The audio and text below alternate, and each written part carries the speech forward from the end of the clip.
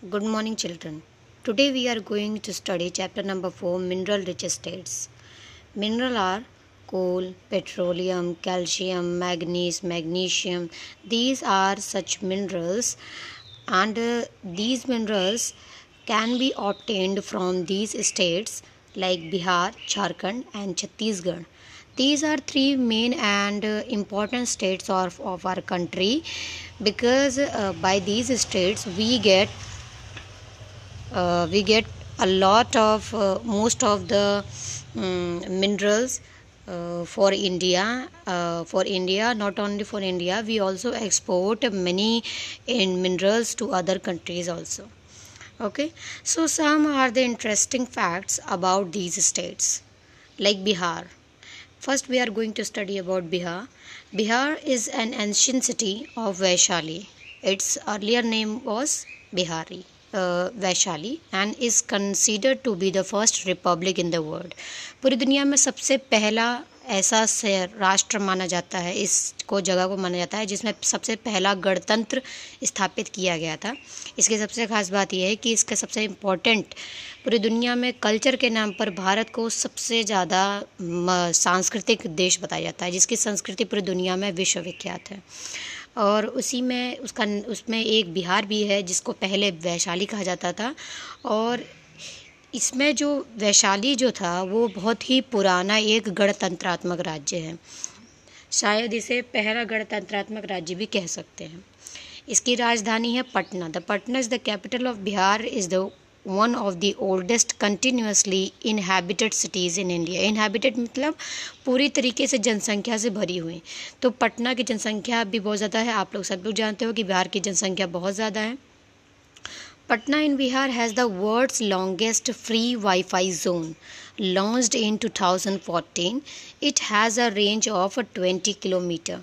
पूरी दुनिया का सबसे बड़ा वाईफाई जोन पटना में है बच्चों. मतलब कम से कम 20 किलोमीटर की क्षमता रखने वाला वाईफाई जोन वहाँ पर है. मतलब पटना जो कि राजधानी है बिहार की. And the fourth point is the library of Nalanda University had 9 million manuscripts when Bakhtiyar Khilji set fire to it. It kept burning for 3 months as the library was very large. इसकी सबसे खास बात क्या है बच्चों कि यहाँ पर नालंदा यूनिवर्सिटी थी. जब हमारे देश में गुरुकुल व्यवस्था थी उस दौरान बच्चे जो पढ़ने के लिए, जो शिक्षा प्राप्त करने के लिए, वेदों की शिक्षा, ज्योतिष की शिक्षा, गणित की शिक्षा, विज्ञान की शिक्षा प्राप्त करने के लिए विश्वविद्यालयों में प्रवेश लिया करते थे. परंतु जब हमारे देश में खिलजी वंश की स्थापना हुई, या कह सकते हो आप कि जब हमारे देश में मुग़लों का आगमन हुआ, सुल्तानों तुर्कियों का आगमन हुआ, उसके बाद हमारे देश की सांस्कृतिक व्यवस्था को बहुत ज़्यादा नुकसान पहुंचा. और उसी नुकसान में सबसे बड़ा नुकसान हमारा कौन सा था? नालंदा यूनिवर्सिटी का विध्वंस. नालंदा यूनिवर्सिटी को पूरी तरीके से डिस्ट्रॉय कर दिया गया ताकि भारत में जो सांस्कृतिक विकास है वो दूसरे देशों तक ना पहुंच पाए और भारत हमेशा से गुलाम बना रहे, यहाँ के लोग कभी कोई शिक्षा प्राप्त न कर सकें. इस दृष्टिकोण से नालंदा यूनिवर्सिटी को पूरी तरीके से डिस्ट्रॉय कर दिया गया. और यहाँ तक कि वहाँ पर इतनी बड़ी लाइब्रेरी थी जिसमें हज़ारों मनुलिपियाँ रखी हुई थी. Manuscripts mean मनुलिपियाँ. मनुलिपियाँ क्या होती हैं? जब कोई व्यक्ति किसी चीज़ को देखकर अपने हाथों से लिखता है, दैट इज़ कॉल्ड मैन्युस्क्रिप्ट्स. इसको कह सकते हो आप हस्तलेख भी कह सकते हो. जैसे कि किसी चीज़ को देखकर अगर आप उतारते हो. पहले ज़माने में हमारे देश में प्रिंटिंग मशीन नहीं हुआ करती थी, तो प्रिंटिंग मशीन की जगह पर लोग क्या करते थे, एक वेद को जिन पत्रों पर लिखा जाता था दूसरे पत्रों पर लिखकर उसे ट्रांसफ़र किया करते थे. उसे बोलते थे हम मैन्युस्क्रिप्ट. तो it kept burning for 3 months. सोचिए कि वहाँ पे इतनी ज़्यादा मैन्युस्क्रिप्ट रखी हुई थी कि 3 महीने तक उसकी आग ठंडी नहीं हुई. आप समझ सकते हैं, आप पता लगा सकते हैं, यू कैन इमेजिन कि how much it was enormous. Okay, next is people have many interesting places to visit in Bihar. आप बिहार में बहुत सारी ऐसी चीज़ों के बारे में भी देख सकते हैं जो बहुत ही खूबसूरत है बिहार में. Let me introduce you some beautiful places to visit in Bihar. You can see in the picture, this is Mahabodhi temple. Mahabodhi temple, इसका नाम महाबोधि टेम्पल क्यों पड़ा है? इसकी सबसे ख़ास बात यह है कि ये भगवान बुद्ध का के लिए बनाया गया टेम्पल है। इसको राजा महाराजाओं के काल से ही बहुत ही पुरातन मंदिर माना जाता है। ना सिर्फ बौद्ध भिक्षु वरन हिंदू समाज के लोग भी यहाँ आकर पूजा अर्चना किया करते हैं। बहुत सारी हिंदू पुराणों में महात्मा बुद्ध के बारे में ये जानकारी दी गई है कि वो विष्णु के 9वें अवतार थे, इसलिए ऐसा मानकर इसे यहाँ पर एक बहुत बड़ा टेम्पल बनाया गया है। शायद बच्चों आप लोग को ये भी पता होगा कि महात्मा बुद्ध को जब ज्ञान प्राप्ति हुई थी तो वो बिहार में ही प्राप्त हुई थी, जहाँ पर पहली बार उन्हें ज्ञान की प्राप्ति हुई। जिस पीपल के वृक्ष के नीचे बैठकर उन्हें ज्ञान की प्राप्ति हुई थी उसे हम बोलते हैं महाबोधि का पेड़, महाबोधि वृक्ष बोलते हैं। और आज उसकी मान्यता इतनी ज़्यादा है कि पूरी देश दुनिया से लोग इस टेम्पल को देखने आते हैं और यहाँ पर पूजा अर्चना करने आते हैं। Next one is Thai monastery. इसकी सबसे ख़ास बात बच्चों कि इसकी जो बनावट है, इसकी जो स्ट्रक्चर है, ये बिल्कुल आपको थाईलैंड में बहुत सारी ऐसी मोनास्ट्रीज़ हैं उन्हीं की तरह बिल्कुल बनाया गया है। थाईलैंड के कुछ आर्किटेक्चर्स ने यहाँ इंडिया में आकर अब क्योंकि यहाँ पे जो बौद्धिस्ट लोग थे उनकी जनसंख्या बहुत ज़्यादा थी, महाराजा अशोक जो एम्परर अशोक थे, उन्होंने जब थाईलैंड और बहुत सारे ऐसे दक्षिण एशियाई देशों में अपने बच्चों को और अपने अनुयायियों को बौद्ध धर्म को फैलाने के लिए भेजा। और जब वहाँ थाईलैंड और कुछ ऐसे देश जो कि साउथ एशिया में पाए जाते हैं, वहाँ पर बहुत ज़्यादा बौद्ध धर्म को मानने वाले या बौद्ध संप्रदाय के लोग जब ज़्यादा हो गए तो उन्होंने इंडिया आकर, क्योंकि उनका मेन सेंटर कह सकते हो वो इंडिया में ही था, इसलिए बहुत सारे लोग इंडिया आकर बस गए ताकि वो भगवान के करीब रह सके, भगवान के जन्म स्थान के करीब रह सके। इसलिए बहुत सारे लोग ने यहाँ आकर के बहुत सारी मोनास्ट्रीज़ बनवाई, जैसा कि आप यहाँ देख सकते हो कि ये थाई मोनास्ट्री जो कि बिहार में बहुत ही फेमस है। नेक्स्ट वन इज़ तखत श्री पटना साहिब। इसकी सबसे ख़ास बात क्या है बच्चों? ये एक तरीके का गुरुद्वारा है and the most important thing that it is very long, it is having and it is totally made of white marble, पूरा वाइट मार्बल से बना हुआ है। इसकी सबसे ख़ास बात यह है, और ये थोड़ा बहुत आपके स्वर्ण मंदिर की तर्ज पर बनाया गया है। गुरु नानक ने यहाँ पर आकर अपनी दीक्षा दी थी, इसीलिए इसका यहाँ पर निर्माण किया गया। Next one, that is Nalanda University. You can see that it was the Nalanda University, the great Nalanda University, who taught the whole world the society, the civilization and the culture. But now it is not with us, and remains are there. You can see in the remains it is totally destroyed now and nothing is there. But people, those who know the reality, the culture of India, they can understand the royalty of the Indian heritage and its culture. The last one, that is Royal Bhutan Monastery. It is very important to know that Royal Bhutan Monastery is not only why it is called a Bhutan Monastery. Let me tell you. Because the king of Bhutan, that time the Bhutan was also the part of India. That's why the king of Bhutan, who was ruling over there that time, he made this beautiful monastery for those who are the Buddhist. So these are some beautiful and tourist attraction for people of the world. Next one is the Jharkhand. Jharkhand, this is also the mineral state of India, and it was carved out the state of Bihar with 18 districts on 15th of August 2000. So the word Jharkhand means the Lord of Forest. Zar means the term for forest. Khand means a place, a part, and Zar means forest. तो एक ऐसी धरती जो कि जंगलों की धरती है, तो झारखंड का नाम जो है वो जंगलों की धरती के नाम पर पड़ा है। Jharkhand is known for the first largest fertilizer factory of its time in Sindri, first iron and steel factory at Jamshedpur, and the largest steel plant in Asia, namely the Bokaro Steel Plant. The biggest explosive factory at Gomia, the first methane gas well in India. तो इस तरह से आपको पता चल सकता है कि इसकी कितनी इम्पोर्टेंस है हमारे इंडिया में। इस स्टेट की सबसे ख़ास बात क्या है कि यहाँ पर बहुत ज़्यादा मात्रा में मिनरल मिलता है बच्चों।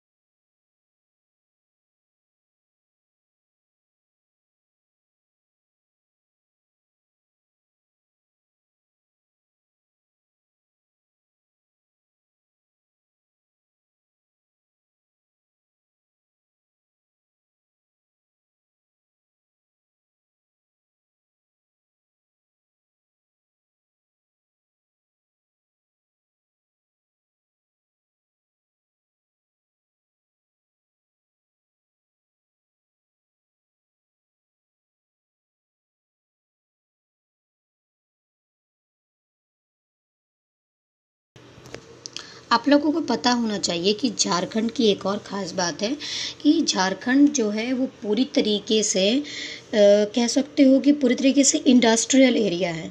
यहाँ पर आपको ऐसी चीज़ें देखने को नहीं मिलेंगी। वहाँ पर आपको खेती करने वाले लोग भी कम मिलेंगे। वहाँ पर आपको ज़्यादातर लोग, जो वहाँ पर अमीर लोग हैं वो ज़्यादातर बिजनेस में इन्वॉल्व हैं, इंडस्ट्रीज़ में इन्वॉल्व हैं, और वहाँ पे जो गरीब लोग हैं, जो पुअर फैमिली से बिलोंग करते हैं, वो लोग वहाँ पर ज़्यादातर लेबर्स का काम करते हैं।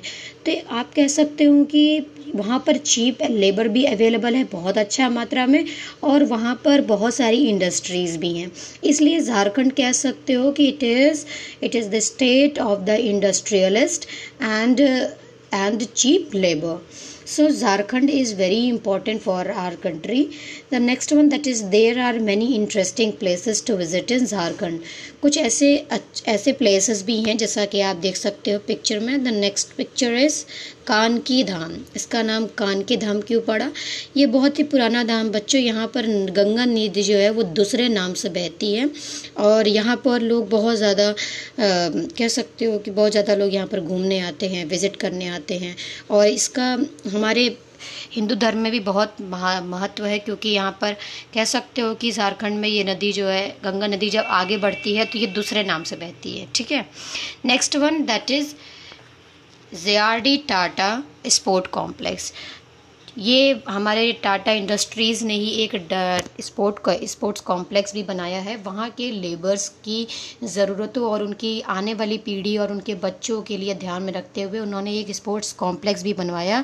लोग वहाँ पर इसलिए घूमने जाते हैं कि ये पूरे झारखंड में अकेला एक स्पोर्ट्स कॉम्प्लेक्स है, तो झारखंड के लिए ये it is also a asset. You can see in this picture also that ये जो स्पोर्ट कॉम्प्लेक्स है ये जस्ट इंडस्ट्रीज़ के बगल में है। तो अगर यहाँ पर छोटे मोटे जो गेम्स होते हैं या टेस्ट क्रिकेट्स होते हैं, उनको देखने के लिए लोग यहाँ पर बहुत ज़्यादा जमा होते हैं।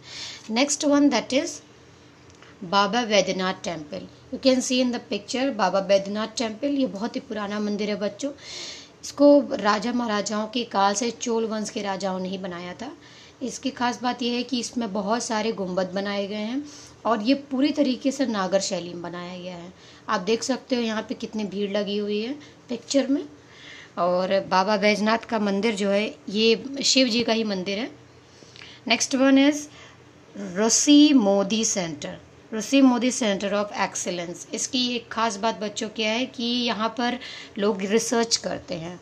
रिसर्च एक तरीके से कह सकते हो कि जो चीज़ें होती हैं उनके बारे में रिसर्च करना, तो ये एक तरीके का रिसर्च सेंटर है जहाँ पर लोग विज्ञान के बारे में या किस तरीके से विकास किया जा सकता है, इन सब बातें पे वहाँ पे आकर रिसर्च करते हैं। The third one, that is Chhattisgarh. Chhattisgarh was formed from Madhya Pradesh on November 1, 2000, and it has 27 districts. As you can see in the Chhattisgarh, it was part of Madhya Pradesh, but on November 1, 2000, it got distributed you can say that it got distributed from Madhya Pradesh, and now it is a new state. It has 27 districts, and it is the home to the many tribals like Gond, Pando, Korwa, Bhil, Kamra, Baiga and Abujmar. इसकी खास बात क्या है बच्चों कि यहाँ पर आज भी बहुत सारी ट्राइबल कम्युनिटीज़ के लोग रहते हैं। ट्राइबल कम्युनिटी के लोग क्या होते हैं, वो बहुत उनके जो रहन सहन का और उनकी जो लिविंग स्टाइल होती है वो बहुत ही अलग होती है हम लोगों से। हम लोग की तरह नॉर्मल जीवन नहीं जीते, वो लोग तो थोड़ा दूसरे तरीके का जीवन जीते हैं। नेक्स्ट है आपका Chhattisgarh accounts for 70% of tendu leaves and it is called धान का कटोरा, meaning rice bowl of the nation. Chhattisgarh को बच्चों rice bowl of the nation भी कहा जाता है। इसकी खास बात ये भी है बच्चों कि यहाँ पर बहुत ज़्यादा मात्रा में चावल का उत्पादन होता है, मतलब बहुत ज़्यादा धान का उत्पादन होता है, इसलिए इसे चावल का कटोरा भी कहा जाता है। एक खास बात और है बच्चों कि यहाँ पर 70% तेंदू लीव्स पैदा होती है। तेंदू आप लोग जानते होंगे, तेंदू पत्ते से क्या बनती है, इससे बनती है बीड़ियाँ।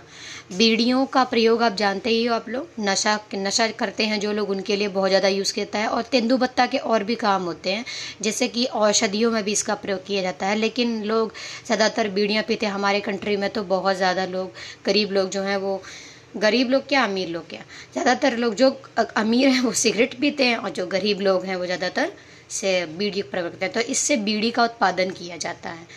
Next one, that is the state stands first in nation for coal and tin production and third in iron ore production. Chhattisgarh की एक और ख़ास बात है बच्चों कि पूरे भारत में सबसे ज़्यादा कोल प्रोडक्शन छत्तीसगढ़ में होता है। टिन प्रोडक्शन के मामले में भी ये नंबर 1 पर है, और थर्ड नंबर पर है आयरन ओर प्रोडक्शन में। आयरन ओर मतलब जिससे आयरन बनाया जाता है। Next one, that is many places in Chhattisgarh are some at tourist attraction. Let me show you some pictures. The first one is Chitrakoot fall. इसकी सबसे खास बात क्या है बच्चों, बहुत ही खूबसूरत फॉल है, नदी से बना हुआ है, और लेकिन इसकी एक और स्पेशलिटी है कि ये गर्मियों में तो बहुत ज़्यादा इसमें पानी मतलब ये जब बरसात होती है तो बहुत ज़्यादा पानी रहता है, लेकिन जब गर्मियाँ आती हैं तो इसके जो धारे होते हैं वो कम हो जाते हैं। Next one is Bastar royal palace. ये बस्तर ज़िले में है बच्चों। ये बहुत पुराना अंग्रेज़ों के ज़माने का ही बनाया हुआ है और आज भी बना हुआ है, लेकिन अब इसका इस्तेमाल सरकारी तरीके से किया जाता है, लेकिन लोग इसे घूमने भी आते हैं। Next one is Kunkuri church. Kunkuri church सबसे इसकी खास बात क्या है बच्चों, ये जो है ये पूरे एशिया की सेकंड लार्जेस्ट कैथोलिक चर्च है। अब तुम लोग कहोगे कि मैम सेकंड लार्जेस्ट इसका मतलब वेटिकन के बाद इसी का नंबर है क्या? नहीं, ऐसा नहीं है। वेटिकन जो है वो आपकी कैथोलिक चर्च है, और इसके बाद वो तो आपकी यूरोप में आती है, एशिया में तो आती ही नहीं है।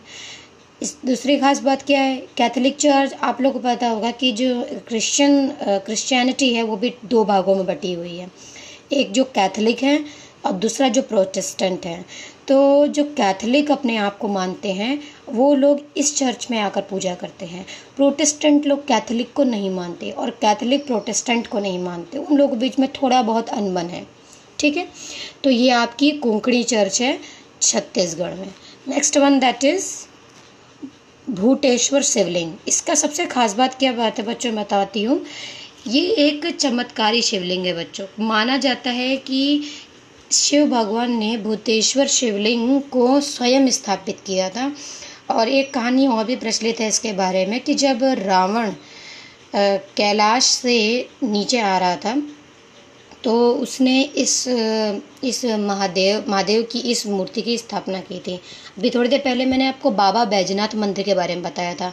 बाबा बैजनाथ मंदिर वही मंदिर है बच्चों, जब रावण भगवान शंकर से संकल्प लेकर कैलाश से श्रीलंका वापस आ रहा था, तो भगवान शंकर से उसने एक संकल्प लिया कि मैं रास्ते में कहीं भी नहीं रुकूंगा, लेकिन उससे पता नहीं ऐसा क्या हुआ कि उसको शायद कोई इमरजेंसी आ गई होगी, इसलिए उसने थोड़ी देर के लिए अपना जो हाथ में शिवलिंग लिया हुआ था उसे किसी ग्वाले को दे दिया। वो बकरी चरा रहा था और उसे दे दिया, और उस आदमी का नाम था बैजू। उस बैजू नाम के व्यक्ति के नाम पर ही उस मंदिर का नाम बैजनाथ मंदिर पड़ गया। और तब से जब वो दोबारा रावण वापस आया तो फ्रेश होकर आया तो उसने देखा कि वो बैजू नाम का व्यक्ति वहीं पर शिवलिंग को रख कर चला गया। रावण ने उसे दोबारा उठाने की कोशिश की लेकिन वो उसे उठा नहीं पाया और फाइनली वो जो शिवलिंग था वो वहीं पर स्थापित हो गया। तो बाबा बैजनाथ की कहानी तो ये है। उसी तरीके से भूतेश्वर शिवलिंग की स्थापना भी रावण नहीं करी थी, क्योंकि आप लोग जानते होंगे कि रावण जो है वो बहुत बड़ा शिव भक्त था। तो so the whole chapter has been completed. Thank you.